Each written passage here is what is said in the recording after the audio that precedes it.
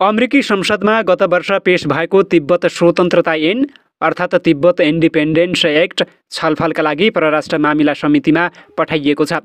त्यस्तै संसदको न्यायिक समितिमा पनि छलफलका लागि यसलाई सभामुखले पठाएका छन्। सांसद स्कट पेरीले सदनमा दर्ता गराएको विधेयक पारित भए तिब्बतलाई स्वतन्त्र देशको मान्यता दिइनेछ। अमेरिकी सेनाका पूर्व लेफ्टिनेन्ट कर्नेल समेत रहेका उनी सन् 2009 देखि 2010 सम्म इराकमा परिचालित अमेरिकी सेनाको कम्पनीलाई जनरल सपोर्ट एभिएसन बटालियन मार्फत सहयोग पुर्याएका थिए। उनले त्यहाँ 44 वटा कम्ब्याक्ट मिसनलाई उडाएका थिए। ब्रिगेडियर जनरलको रूपमा 2019 मा अवकाश प्राप्त गरेका उनले 40 वर्ष सैन्य सेवामा बिताएका थिए। उनै सैन्य भूमिका पेरीले संसदमा तिब्बतलाई स्वतन्त्र राष्ट्रको मान्यता दिने गरी विधेयक दर्ता गराएका हुन्। एक चीन नीतिलाई स्वीकार गरेको अमेरिकाले कूटनीतिक रूपमा ताइवान, तिब्बत र हङकङलाई चीनकै अङ्ग मान्दै आएको छ। यद्यपि उसले समानान्तर रूपमा तीन क्षेत्रसँग आफ्नो सम्बन्ध पनि राख्दै आएको छ। सन् 1979 मा राष्ट्रपति जिम्मी कार्टरको नेतृत्वमा चीनसँग कूटनीतिक सम्बन्ध स्थापित गरेसँगै अमेरिकाले ताइवानमा रहेको दूतावास पनि बन्द गरेको थियो। तर पनि यी क्षेत्रलाई स्वतन्त्रताको मान्यता अनुसार कानुनी व्यवस्था लागू गर्दै आएको छ। यसको पछिल्लो उदाहरण हो तिब्बत इन्डिपेन्डेन्स एक्ट। यस विधेयकले तिब्बतमाथि चीनले अवैध रूपमा नियन्त्रणमा राखेको भन्दै त्यस्ता गतिविधिमा संलग्नलाई प्रतिबन्ध लगाउने गरी विधेयक दर्ता गराइएको छ। तिब्बतको गैर-कानुनी कब्जा र अन्य उद्देश्यका लागि जानी जिम्मेवार वा संलग्न भएका वा प्रत्यक्ष वा अप्रत्यक्ष रूपमा संलग्न भएका व्यक्तिहरूमाथि प्रतिबन्ध लगाउन प्रस्तावित विधेयकको शीर्षक राखिएको छ।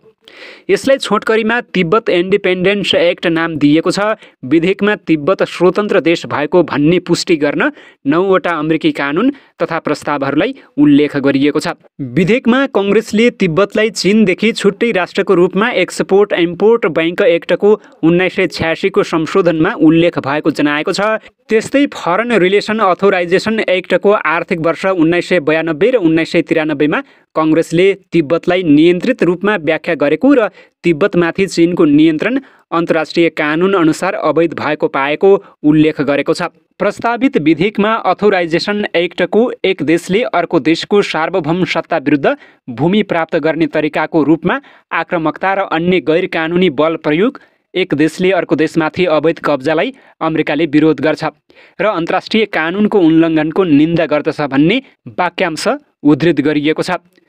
त्यस्तै 1994 र 95 को एक्टमा तिब्बती जनताका वास्तविक प्रतिनिधि दलाई लामा र उनका प्रतिनिधि र निर्वासित तिब्बत सरकारसँग संवादलाई स्थापित गर्ने अमेरिकाको नीति रहेको उल्लेख गरेको भन्दै यो कानुन आवश्यक रहेको उल्लेख गरिएको छ। त्यस्तै 2020 मा अमेरिकी संसदले पारित गरेको प्रस्तावमा तिब्बतका जनताको लागि वास्तविक स्वायत्तता र अमेरिकी र तिब्बती जनता बीचको गहिरो सम्बन्धको लक्ष्यको सांस्कृतिक र धार्मिक महत्त्वलाई पुष्टि गर्दछ भन्ने उल्लेख भएको समेत विधेयकमा भनिएको छ।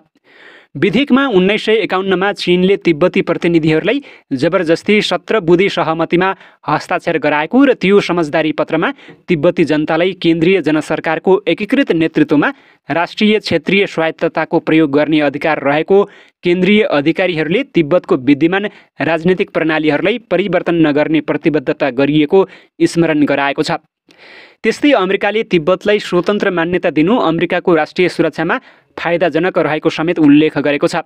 यसमा तिब्बतका 3 प्रान्तहरू आम्दो, खाम र युसाङ सामेल हुने समेत उल्लेख गरिएको छ। त्यस्तै यो विधेयकले नीति भन्दै तिब्बतलाई 1951 अघिको स्वतन्त्र देशको मान्यता दिने तथा आम्दो, खाम र यासुङका कुनै पनि क्षेत्रमा चीनको नियन्त्रण अस्वीकार्य हुने नीति रहेको बताएको छ। त्यस्तै सेन्ट्रल तिब्बटियन एडमिनिस्ट्रेसनलाई मात्र तिब्बतको आधिकारिक सरकारको मान्यता दिने नीति अमेरिकाको हुने विधेयकमा उल्लेख गरिएको छ।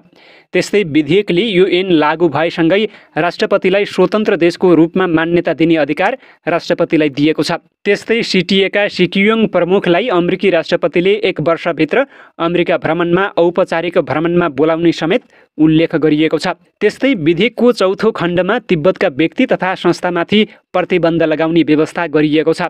यस्तो प्रतिबन्ध राष्ट्रपतिले गर्न सक्ने प्रस्ताव विधेयकमा गरिएको छ।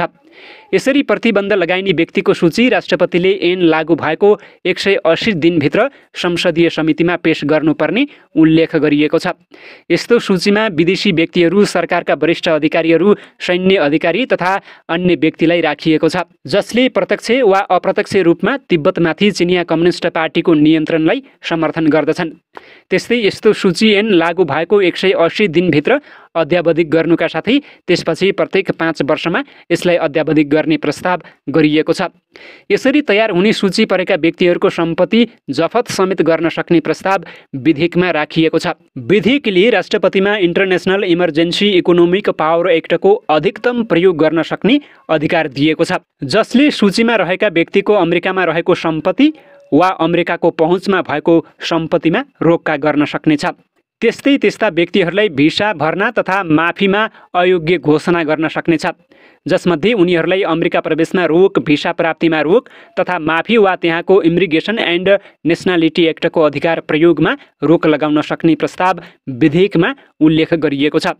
त्यस्तै त्यस्ता व्यक्तिको भिसा समेत रद्द गर्न पाउने, तर त्यस्ता व्यक्तिलाई राष्ट्रसङ्घको मुख्यालय प्रयोजनका लागि भने प्रवेश दिइने बताइएको छ।